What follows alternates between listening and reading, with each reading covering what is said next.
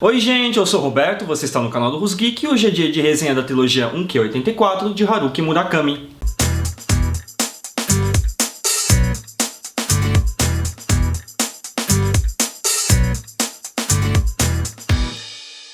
Desde que eu avisei que eu estava lendo a trilogia 1Q84 de Haruki Murakami, eu acho que isso foi em maio, várias pessoas vieram aqui no canal me pedir uma resenha dessa trilogia. Bom, cá estamos, mas já vou avisar de antemão que muitas pessoas não vão gostar deste vídeo. Haruki Murakami é um escritor japonês nascido em Kyoto em 12 de janeiro de 1949 que se tornou um dos mais famosos escritores japoneses contemporâneos. Suas obras foram publicadas em mais de 50 países e se tornaram best-sellers tanto no Japão quanto fora dele. Para que vocês tenham uma ideia, o último livro que ele publicou, O Incolor Tsuru Tazaki e seus anos de peregrinação, que eu também li, vendeu 1 milhão de cópias no Japão em apenas um mês. Considerando-se o tamanho do Japão, eu acho que é muita coisa. Entre seus livros mais famosos encontram-se Kafka Beira-Mar, Minha Querida Sputnik e Homens Sem Mulheres. Esses e outros títulos foram traduzidos aqui no Brasil pela editora Alfaguara, que também publicou 1Q84, considerado por muitos o seu melhor trabalho. Inspirado na obra de George Orwell, 1984, que fez parte do Clássicos da Ficção Científica que você confere aqui no canal, 1Q84 acompanha a vida de dois personagens do Japão do ano de 1984. Um desses personagens é Aomami, uma mulher de 30 anos que esconde sua profissão de assassina. Ela trabalha para uma senhora de idade que acolhe mulheres vítimas de violência e coloca elas num abrigo. Aomami mata homens que perseguem suas esposas ou fazem coisas ainda piores com elas. Numa bela tarde em abril, ela se encontra presa num táxi no trânsito. Ela desce do táxi e segue por uma saída de emergência em plena avenida. Quando ela passa por essa saída de emergência, ela também atravessa uma espécie de portal para um mundo paralelo, que é quase igual ao nosso, mas com alguns detalhes diferentes. Por exemplo, esse mundo tem duas luas, e ela apelidou ele de 1Q84. Paralelamente, acompanhamos a história de Tengo. Tengo é um professor de matemática e aspirante a escritor que é convidado por seu amigo, um editor, a reescrever um romance chamado Crisálida de Ar. Crisálida de Ar foi escrito por uma menina de 17 anos, disléxica e muito excêntrica, chamada Fukaeri. O livro fala de uma raça de criaturas mágicas chamada Povo Pequenino, e conforme a narrativa de 1Q84 avança, nós vamos percebendo que vários dos conceitos fantasiosos presentes nesse romance são, na verdade, reais. 1Q84 é dividido em 3 partes. O primeiro livro apresenta toda a problemática inicial da obra, a transição da personagem Aomami do nosso mundo para o mundo de 1Q84, o convite de Tengo para trabalhar em Crisálida de Ar e também uma misteriosa seita religiosa que tem alguma coisa a ver com Fukaeri. Já o segundo livro traz toda uma nova carga dramática para os personagens, apresenta um estranho relacionamento entre Tengo e Fukaeri, uma importante missão que a Aomami precisa fazer, além de um novo personagem importante chamado Ushikawa. Para mim, é o melhor livro da trilogia, até porque o terceiro livro não traz muita coisa. Nos dois primeiros romances, a história é narrada do ponto de vista dos dois personagens principais, o Tengo e a Aomami. Cada um narra um capítulo e os capítulos vão se alternando. Isso até o terceiro livro, que apresenta um terceiro personagem principal, o Ushikawa. Para mim é difícil saber o que é spoiler ou não nesta obra, porque no fim, os 3 livros de 1Q84 compõem 1.200 páginas onde não acontece praticamente nada, principalmente o terceiro livro. Eu disse para vocês que vocês não iam gostar muito dessa resenha, então vamos ao trabalho. Aqui no Brasil, pelo menos, o Murakami é considerado um dos melhores escritores em atividade e 1Q84 um dos seus melhores trabalhos. Eu admito que o Murakami é um escritor bastante interessante, suas obras são bastante complexas, mas sua linguagem é de certa forma acessível, e 1Q84 é um romance ousado, intrincado e cheio de detalhes. Também é um romance metaficcional, ou seja, é um romance dentro de um romance, e eu já falei sobre isso em Homem do Castelo Alto, que você confere aqui. Por fim, o Murakami é um escritor muito envolvente e seus personagens são muito interessantes. Mas ele tem alguns maneirismos que me incomodam. Ele é extremamente digressivo e repetitivo. Ele para o que ele está falando para falar de uma coisa que não tem absolutamente nada a ver e fica páginas e páginas falando de outros livros e faz descrições super exageradas, principalmente com relação aos corpos das personagens femininas, a Aomami principalmente. E uma cena de sexo específica no livro 2 que envolve uma adolescente me deixou particularmente irritado. E foi aquilo que eu falei, em 1.200 páginas de história, pouquíssima coisa acontece. Esse me parece ser um problema da literatura contemporânea e um problema que já foi apontado por teóricos como Tsvetan Todorov, de que a literatura está mais preocupada em ficar girando em torno do próprio umbigo do que lidar diretamente com problemas concretos da nossa realidade. E embora o Murakami fale nessa obra de abuso sexual e seitas religiosas e crie uma relação entre as duas coisas, 1Q84 me parece um romance estacionado que não leva a lugar algum. Agora, precisa levar a algum lugar? Não necessariamente, mas eu confesso que eu, pessoalmente, não gosto muito de ficar andando em círculos, prefiro ir em linha reta. Meu maior problema com toda a trilogia se encontra no capítulo 28 do livro 3, narrado por Ushikawa. Nele, o autor quebra suas próprias regras e cria uma situação que ele simplesmente não dá nenhuma continuidade. Quando eu li isso, eu fiquei pensando, puxa, pra que criar toda essa problemática se no fim ela não vai servir pra nada? É costumeiro desse tipo de literatura não amarrar pontas soltas ou oferecer respostas para os questionamentos acerca dos elementos mais fantásticos da trama. E o Murakami parece ter um desdém especial com esse tipo de convenção. Justo, mas quando você não amarra absolutamente nada, como eu senti que foi o caso de um Q84, fica difícil saber se algo de humano realmente estava em jogo no fim das contas. O autor fica o tempo todo, e eu digo sim, o tempo todo, falando que existe um precioso e frágil equilíbrio que precisa ser mantido, mas em nenhum momento nós sabemos que equilíbrio é esse e quais as consequências caso ele seja interrompido. Eu achei legal ler esta obra e eu li ela com bastante interesse, principalmente para saber que tipo de literatura estava sendo produzida no Japão. E é uma obra interessante de fantasia contemporânea e eu não tenho o menor problema em chamar um Q84 de fantasia. Eu acho que existe um certo receio por parte do público e da crítica em considerar certos romances como fantasia, tipo este aqui, porque o autor já trabalhou com ficção mainstream e é considerado alta literatura, tema para um outro vídeo. Mas eu acho que a obra do Haruki Murakami é fantasia sim, é uma boa obra de fantasia, embora esteja longe de ser perfeita. Essa edição que eu usei para o vídeo é da editora Alfaguara e conta com tradução diretamente do japonês por Lisa Hashimoto. O link para você comprar os 3 livros juntos ou separados você encontra aqui na descrição do vídeo e comprando por ele você ainda ajuda o canal a crescer.